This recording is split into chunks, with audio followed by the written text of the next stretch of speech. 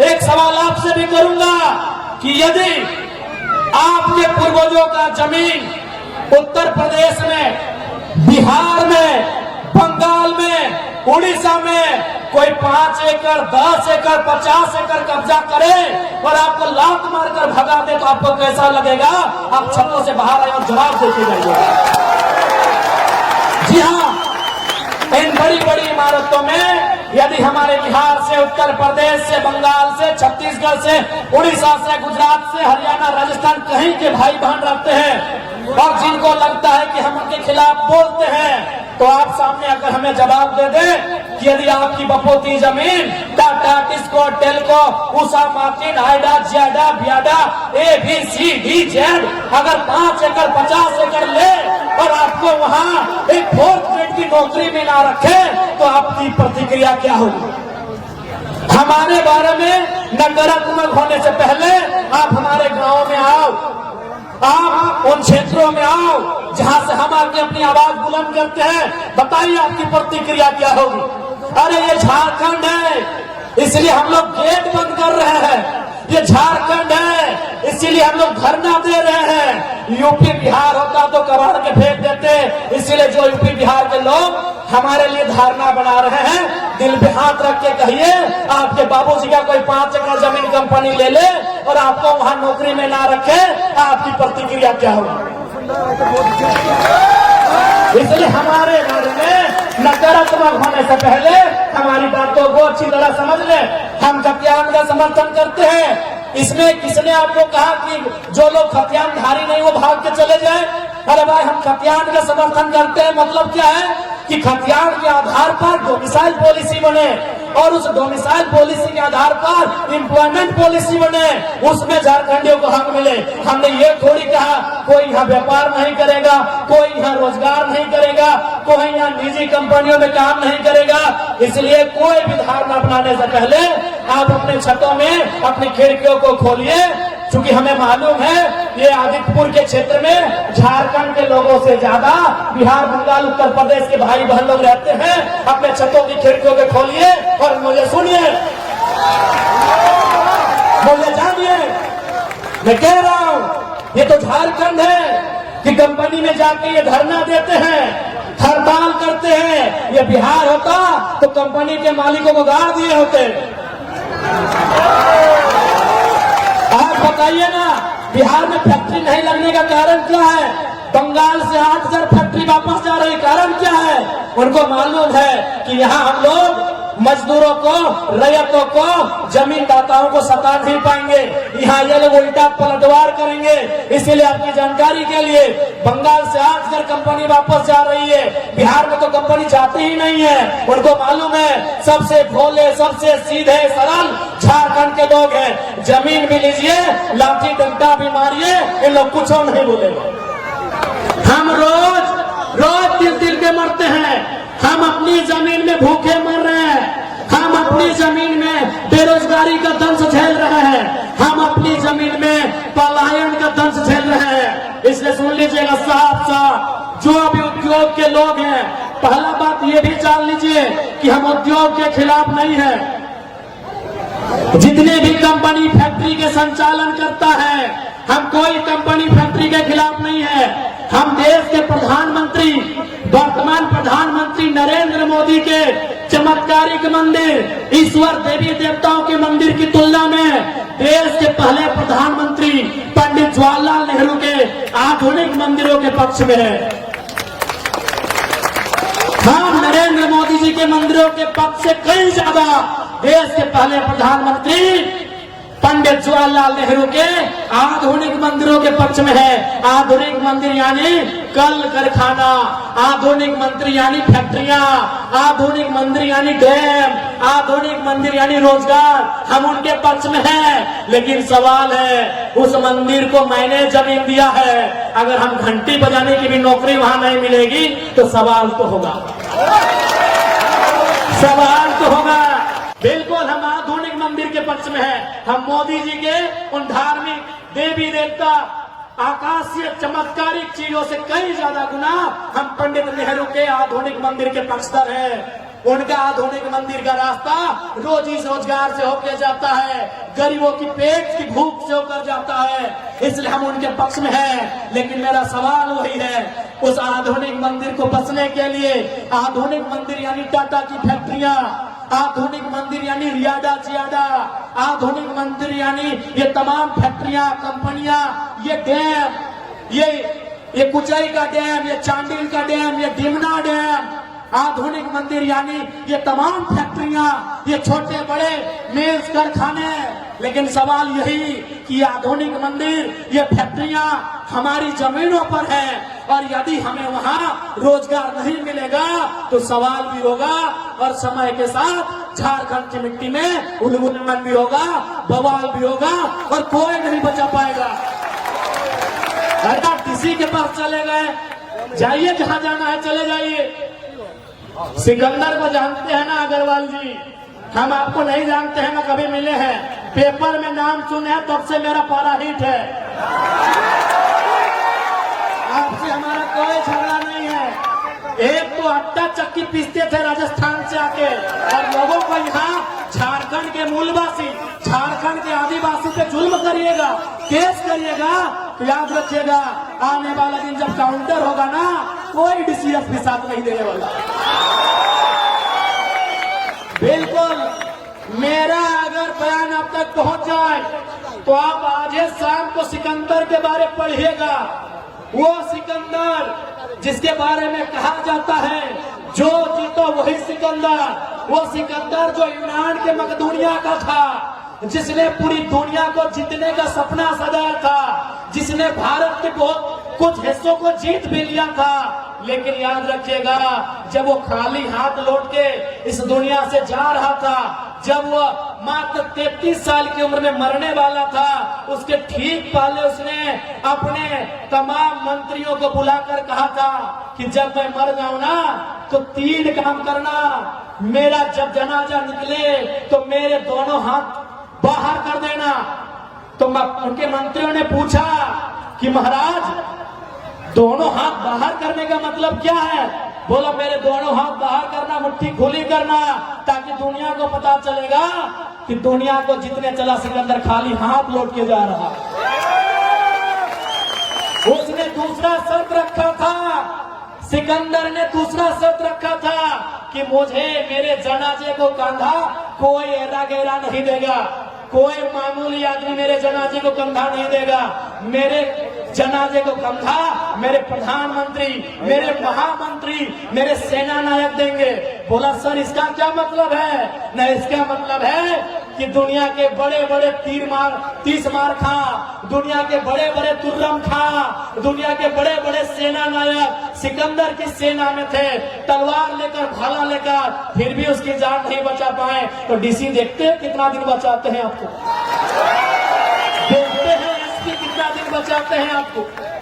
और तीसरा, सिकंदर का तीसरा जो कहना था कि जब मेरा जनाजा गुजरे तो मैंने अपने जीवन काल में जितना भी कमाया है, उस समय सिक्का नहीं होता था, उस समय गांधी जी का नोट भी नहीं होता था। गांधी पैदा नहीं हुए थे तो उस समय सिक्का भी नहीं था, उस समय गांधी जी का नोट भी नहीं था।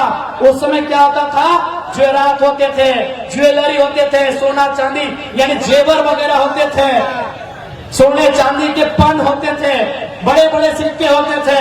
तो सिकंदर ने कहा कि मेरे मरने के बाद 1 रुपया भी मेरा जो उत्तराधिकारी होगा, मेरे मरने के बाद 1 रुपया भी मेरे उत्तराधिकारी को मत देना, बल्कि मेरे जनाजा के आगे बिछाते जाना और लोग उस पे चल के जाए, ताकि दुनिया को पता चले कि धान एक दिन ढोल बन जाता है। अग्रवाल जी,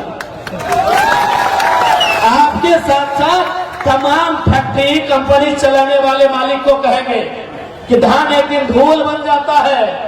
और कान्हा, ये डीसीएसपी बहुत छोटा होता है उनके प्रधानमंत्री लोग के सामने, उन लोग नहीं बचा पाया। इसलिए हमारी आपसे कोई व्यक्तिगत लड़ाई नहीं है। क्यों हमारी टीम आपके खिलाफ आंदोलन की, आपको भी मालूम है। आप समय पे पैसा नहीं देंगे, आप ओवर टाइम करवाएंगे, 10 मिनट लेट होने से तनख्वाह काटेंगे, तो क्या आपको हम चुमा लेंगे? क्या को चुमा लेंगे? आप अपने बारे में डीसी को कहे नहीं बताएं कि आप कौन सा गलत काम करते हैं? आपने तो बता दिया जेल के अंदर लोग उद्योग को डिस्टर्ब कर रहे हैं। आपने बताया कि आप झारखंड सरकार ने जो रेट निर्धारण किया है non skill, skill, semi skill, skill, क्या आप उनके आधार पर पेमेंट दे रहे हैं? क्या पीएफ तथा जो भी सुविधाएं मजदूरों को मिलनी चाहिए आप दे रहे हैं? ग्रेजुटी दे रहे हैं? जो भी मजदूरों को सुविधा मिलनी चाहिए क्या आप अपनी फैक्ट्रियों में दे रहे हैं? अगर नहीं दे रहे हैं तो कौन मुंह से डीसी के पास गए थे? कौन मुंह से डीसी के पास गए थे? आपको क्या लगता है आपके पास पैसा है तो डीसी आपका ही पक्ष सुनेंगे? तो हम भी इनके विधायक हैं, देखते हैं डीसी एक तरफा कैसे करते हैं, देखते हैं डीसी एक तरफा कैसे करते हैं। नहीं, आप पैसे वाले हैं, आपको लगा डीसी आपके जेब में है, मुंह उठा के चल गए, तो हम भी इनके मेंबर ऑफ लेजिस्लेटिव असेंबली है, देखते हैं डीसी एक तरफा कैसे करते हैं। याद रखिएगा हम जनप्रतिनिधि हैं और डीसी कौन है? नौकरशाह है। नौकरशाह का मतलब क्या होता है?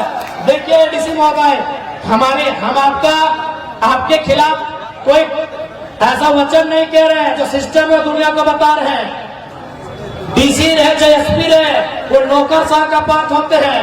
आप जनता के सेवक हैं, हम जनप्रतिनिधि हैं, हम उनके प्रतिनिधि हैं। आप उनके सेवक हैं, हम उनके प्रतिनिधि हैं। प्रतिनिधि का मतलब क्या होता है मालूम है? नहीं मालूम है तो बता देते हैं। क्योंकि भारत एक लोकतांत्रिक देश है, यहाँ कानून बनाना होता है, यहाँ नियम बनाना होता है, यहाँ विधि बनाना होता है और जनता डायरेक्ट विधि नहीं बना सकती है। क्योंकि जनता 1 अरब से ज्यादा है, तब ये निर्णय हुआ कि जनता 15 लाख में 20 लाख में एगो प्रतिनिधि चुनेगी, वही तो हम हैं। हम जनता के प्रतिनिधि हैं, हम उन्हीं की आवाज को, उन्हीं के मुद्दों को, उन्हीं की समस्याओं को विधानसभा में, लोकसभा में, राज्यसभा में लेकर जाते हैं। इसलिए जो भी उद्योग घराना ये सोच रहा है कि पदाधिकारी आपके जेब में है, ये गलत बात है। क्योंकि किसी एसपी और जनता के होते हैं, किसी व्यक्तिगत प्रॉपर्टी के नहीं होते हैं। तो जो लोग भी ये भ्रम फैला रहे हैं, बिल्कुल भ्रम न फैलाएं, नहीं तो ये निर्मल की मिट्टी है। अगर इस बार सवाल करेगी तो इतना बड़ा बवाल होगा कि आपको 1 इंच धरती यहाँ दोबारा नहीं मिलेगी। क्या कोल्हान की जनता अपने हक अधिकार के लिए नए उलगुलान के लिए तैयार है? आखिर घोट घोट के कब तक जीना है? अरे घोट घोट कर कब तक जीना है? जमीन हमारी, खेत हमारे, राज्य हमारा और राजस्थानी यहाँ आंख दिखा रहा है। ये कितना शर्म का बात। पहला बात, अब हमने राजस्थानी कहा था, इसका मतलब ये नहीं कि हम राजस्थान के खिलाफ है। हम उस राजस्थान के राजस्थानी के खिलाफ हैं जो फटाक से हमारे साथियों की शिकायत करने ऑफिसर के पास पहुंचा था। आप जनता की, रैयतों की, मजदूरों की समस्याओं का समाधान करिए। हम आपकी फैक्ट्री को हुलकने नहीं जाएंगे। हमें कोई शौक नहीं है आपकी फैक्ट्री से नाता रखने का, हमें कोई शौक नहीं है हुलकने का। लेकिन अगर जनता की आवाज आई, अगर झारखंड का कोई एक व्यक्ति भी प्रताड़ित हुआ तो आप अगर गोला बारूद भी लेके आएंगे तो हम सीना और सर लेके आएंगे, याद रखिएगा। ये 2025 का झारखंड है, ये झुकने वाला नहीं है। ये 2025 का झारखंड है, अब ये झुकेगा नहीं, पलटवार भी करेगा, आंख भी मिलाएगा, सवाल भी करेगा और हलफ के बाहर से अपना जवाब भी लेके आएगा।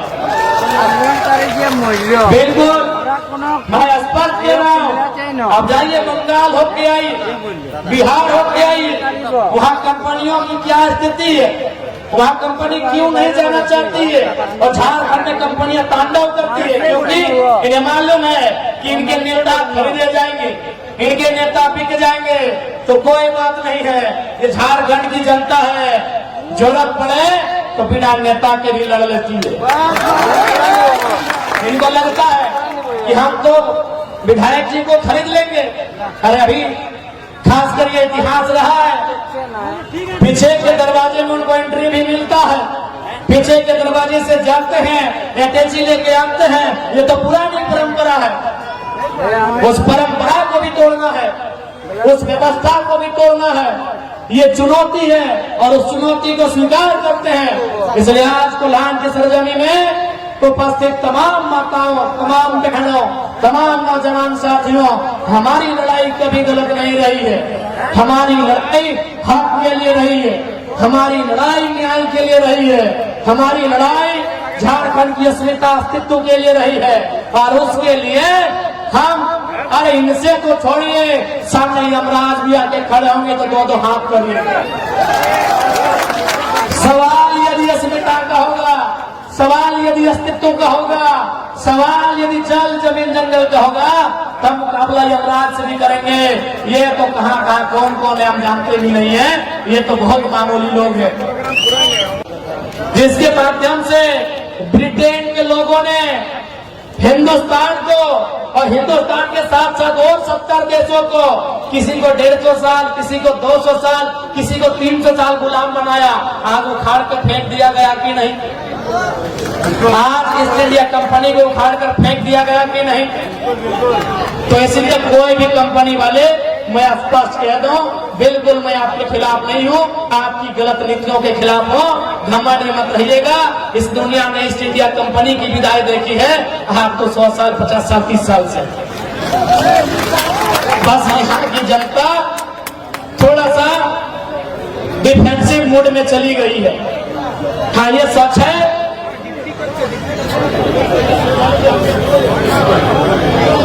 हाँ, ये सच है कि झारखंड की जनता थोड़ा सा डिफेंसिव मूड में चली गई है, क्योंकि हमने निर्मल के बहते हुए खून को देखा, हमने सांसद के रूप में सुनील महतो के सीने में लगी उतरी हुई 12 गोलियों को भी करीब से सुना। इसलिए हम मानते हैं कि हम विगत 20 सालों से डिफेंसिव हो गए हैं। इसका मतलब ये नहीं कि हम दोबारा एग्रेसिव नहीं हो सकते। हाँ, मानते हैं कि हमने समय के साथ कुछ पल के लिए समझौता कर लिया है। अब हम आंदोलन से, आक्रामकता से कभी कभी समझौता कर जाते हैं, लेकिन याद रखिएगा, सवाल यदि अस्तित्व से आके टकराएगा, सवाल यदि अस्मिता से आके टकराएगा, तो हम किसी से भी मुकाबला करने को तैयार हैं। तैयार है ना? ये आने वाले जेनरेशन के लिए लड़ाई है। आज आप देखिए हमारा सोना झारखंड कहाँ है, किस हाल में है, किस परिस्थिति में है।